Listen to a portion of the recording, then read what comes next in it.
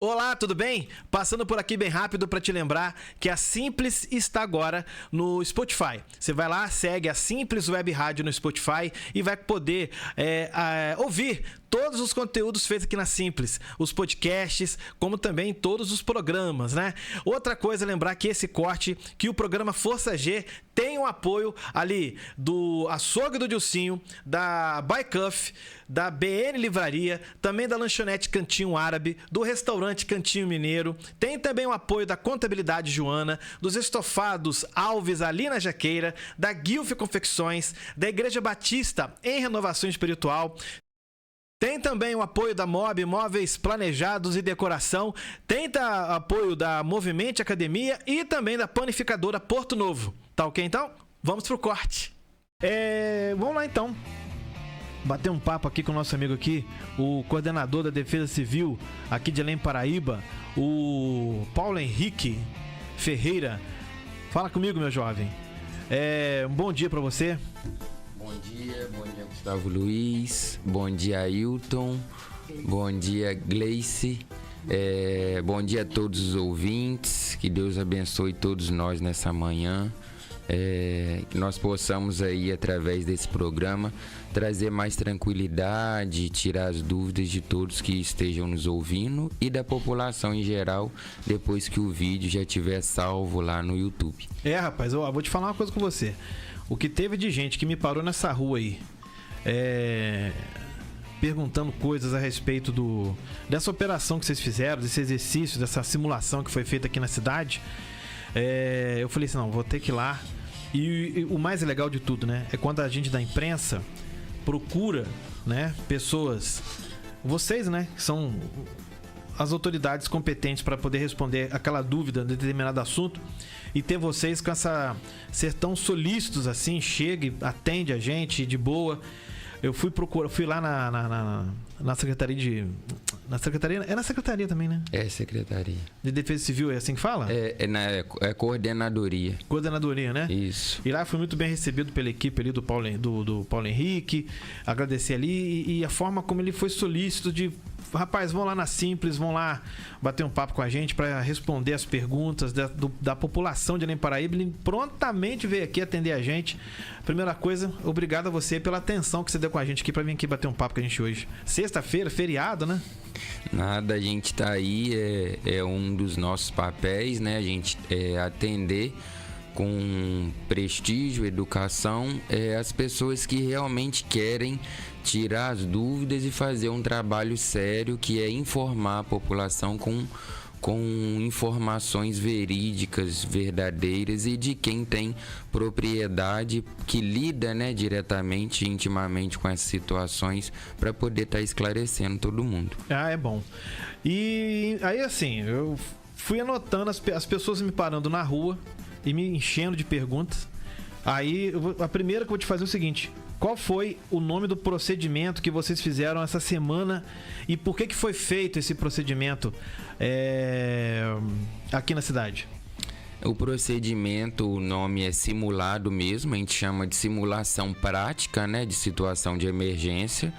Ou seja, ali a gente conseguiu passar para a população justamente o que a rota de fuga, né, as placas lá e os pontos de encontro. Vai estar lá a plaquinha rota de fuga, ponto de encontro. O que as pessoas devem fazer ao avistar aquelas placas numa situação de emergência. A gente trabalhou, lógico, numa situação hipotética, que a barragem se encontra segura, não tem nenhum risco de rompimento, nada disso. Então a gente fez o simulado, que é a última etapa do plano de ação emergencial, né, que é estabelecido por lei. E ali a gente pôde as pessoas ouvirem o sinal, o som, né, da sirene. Então nós optamos por não acionar todas as sirenes, justamente para não trazer transtorno à população. Se não haveria necessidade de como acionar todas, acionaríamos também a do hospital. Então decidimos por não acionar todas e acionamos só que o som chegaria próximo da área que foi escolhida. E também houve uma uma sirene móvel, que a gente chama, né? Que é a sirene que fica num veículo, que faz o mesmo som. E a partir dali, as pessoas ouvindo aquele som iriam se dirigir ao ponto de encontro, que é o local mais seguro numa situação de emergência. E naquele local nós podemos conversar com as crianças que estavam lá do Colégio Santos Anjos e com a população que estava lá, nos ouviu, os diretores da usina estavam lá, a prefeitura municipal estava lá, o SAMU, o Corpo de Bombeiro.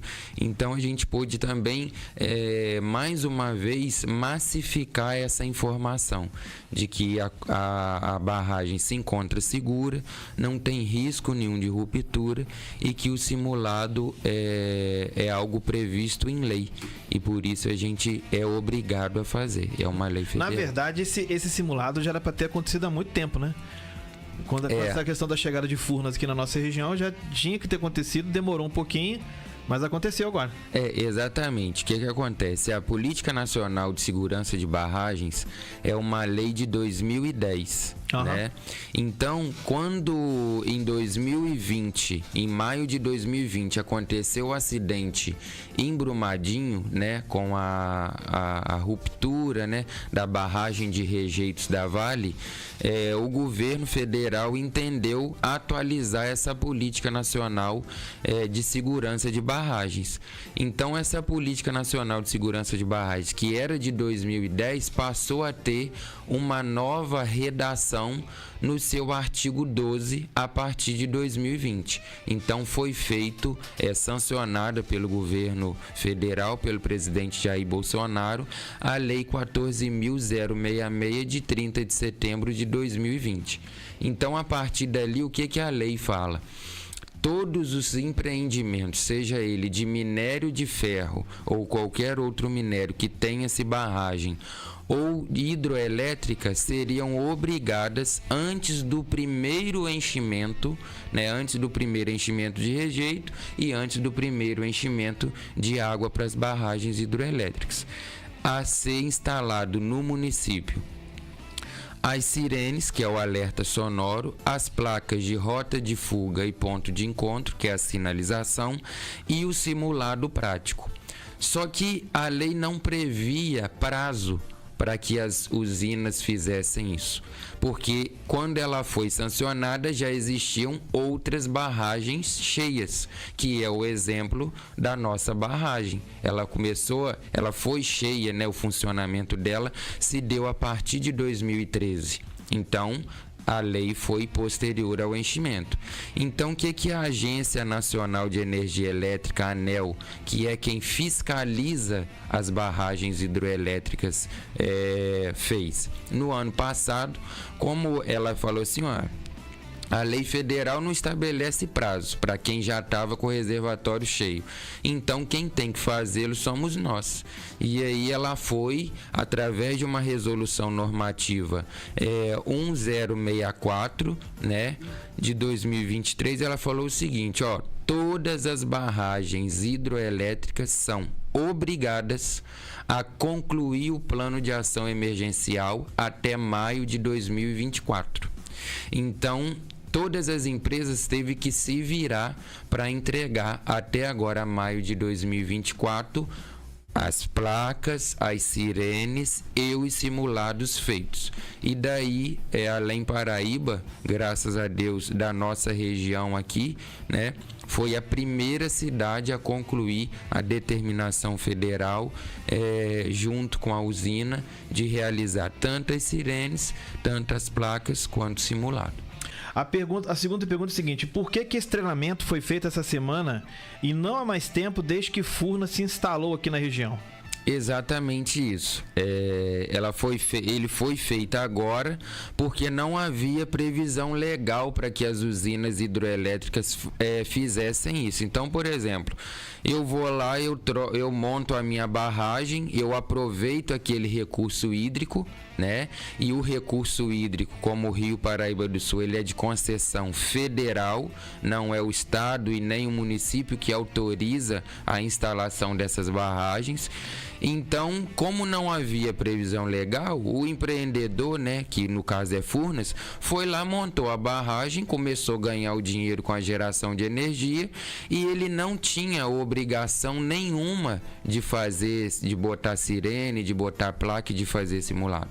Só que como houve essa modificação na lei a partir de 2020, a lei determinou que eles fossem obrigados a fazer isso. E aí, a partir daí, foi se estudando, se reunindo para que hoje nós chegássemos ao que temos hoje, a sirene, a placa e o simulado. Esse treinamento ele vai acontecer de quando em quando? Como é que vai ser isso? A lei dá um período de que de um simulado para o outro seja um tempo de 3 anos, até 3 anos. E a gente já numa conversa prévia nesse simulado, decidimos que vamos fazer de 2 em 2 anos e aí a partir daí a gente escolhe um novo local aonde vai ser feito esse simulado. Entendi. Outra coisa, por que o bairro... Qual foi o ponto de encontro do pessoal? Foi onde mesmo? Foi no Morro dos Cabritos. E por que foi escolhido lá? A princípio, nós escolhemos lá justamente para não afetar o cotidiano da vida das pessoas. Por exemplo, se eu fosse escolher o ponto de encontro do Morro da Conceição, que é a escola Anquildes Baranda, eu teria que fazer o simulado através do porto para o Morro da Conceição. Tá. Então teria que parar o trânsito, as pessoas trabalham, as pessoas levam suas crianças para a escola, então causaria todo um transtorno naquela região. Então daí a gente entendeu melhor escolher aquela área em que o fluxo de veículos tendia, né, e tende a ser menor durante o horário que foi de 9 às 10, e é por isso que a gente convidou, na verdade, os Santos Anjos, Colégio Santos Anjos, a fazer parte do simulado. Tá. Porque o pessoal ficou em dúvida, né? Quem mora, um exemplo, na Jaqueira, não precisa... algumas pessoas estavam entendendo o seguinte, que era, tipo, vai ser sempre ali no Morro dos Cabritos. Eu falei assim, olha, eu acho que não vai ser isso não. Eu acho que vai ser assim, foi só aquele ponto ali, foi escolhido para treinamento, mas a cidade inteira tem seus pontos de encontro determinado para cada morador de cada bairro, não é? É isso mesmo, Gustavo.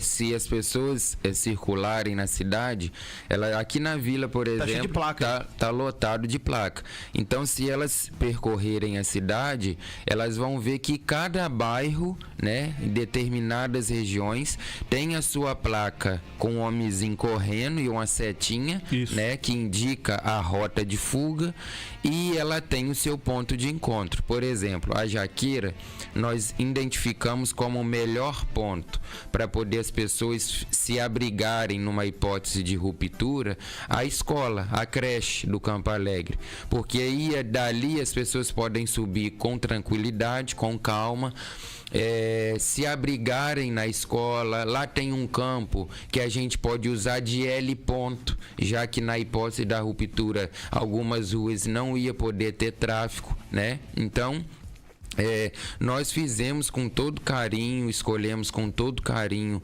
essas rotas de fuga, esses pontos de encontro, e especialmente áreas onde tenham prédios públicos, para que numa hipótese, porque a gente tem que pensar no futuro, né? Então daqui a 10 mil anos não é o Paulo Henrique que vai estar aqui. Exato.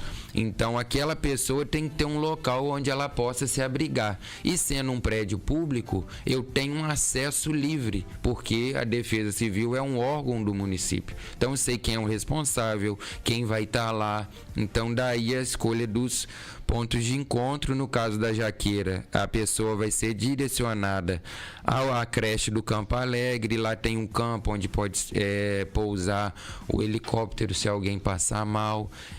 Isso tudo a gente falando numa hipótese do pior acontecer, que não é o caso, mas como é uma obrigação legal, uma obrigação da lei, a gente tem que pensar dessa maneira. E para terminar aqui, outra pergunta que me fizeram foi o seguinte: as sirenes elas vão ser colocadas em outras áreas da cidade e elas vão ser usadas somente num caso de rompimento da barragem ou em outros casos também? As sirenes já estão todas instaladas, tá? Então a gente entende que não é mais necessário instalação de outras, é uma empresa especializada num sistema de sirene que faz, mas isso não impede que, por exemplo, num simulado, daqui a 2 anos, um novo simulado, a gente entenda que tem que ter mais uma sirene em determinado local, porque não teve como escutar do jeito que deveria, por exemplo. Então, assim, isso por isso que existe o simulado, para a gente conseguir entender como que funciona em determinadas regiões. Então, durante o simulado, a gente saiu da prefeitura, ficamos na praça de São José. A gente escutou a sirene ali, mas teve pessoas que não escutaram. Então, a partir desse feedback da população e da nossa participação no simulado, é que a gente vai determinar, eu quero mais 2 sirenes. O simulado tem que ser de 1 ano. Então, a gente se reuniu depois do simulado, formulamos alguns questionamentos, alguns pontos que a gente acha que tem que melhorar e mandamos para que a empresa tome as devidas providências. E no caso, como eu te perguntei aqui também, vai ser usado somente na questão das barragens? Não, né? Sim. Só a barragem? O sistema só vai ser utilizado para fins de dano à barragem, de rompimento da barragem. Justamente porque se a gente utiliza ela para outra finalidade, isso pode trazer um transtorno. Por exemplo, se eu acionasse ela por conta de um deslizamento, alguém achar que é a ruptura da barragem e sair todo mundo correndo. Então, para ficar bem claro aqui, né? Para você que está aí assistindo a gente e ouvindo daqui a pouco também pelo Spotify também, essas sirenes serão usadas somente numa eventual situação, Deus me livre que isso não aconteça, das barragens romperem. Exatamente. Para mais nada, vai ser usado somente na caso do rompimento das barragens. Exato. Elas só são usadas no caso do simulado e no caso do rompimento da barragem. E, Gustavo, tem um aplicativo, tá? Depois, se vocês quiserem baixar, fiquem à vontade. Ele tá no Play Store, né? E para quem tem iPhone, tá lá. Ele chama Alert Indivíduo. Tá? Você acessa ele, Alert Indivíduo, e aí você escolhe a usina. No caso aqui, o nosso é a Simplício, né? O HE, Usina Hidrelétrica Simplício. Você se cadastra lá e lá nesse aplicativo você consegue identificar quais são as rotas de fuga, quais são os pontos de encontro e qual a mancha de inundação na hipótese da ruptura. Então vai estar lá tudo vermelhinho. Onde é vermelhinho significa que é a área que pode vir água, então a pessoa sempre vai ter um ponto de encontro fora daquela mancha vermelha.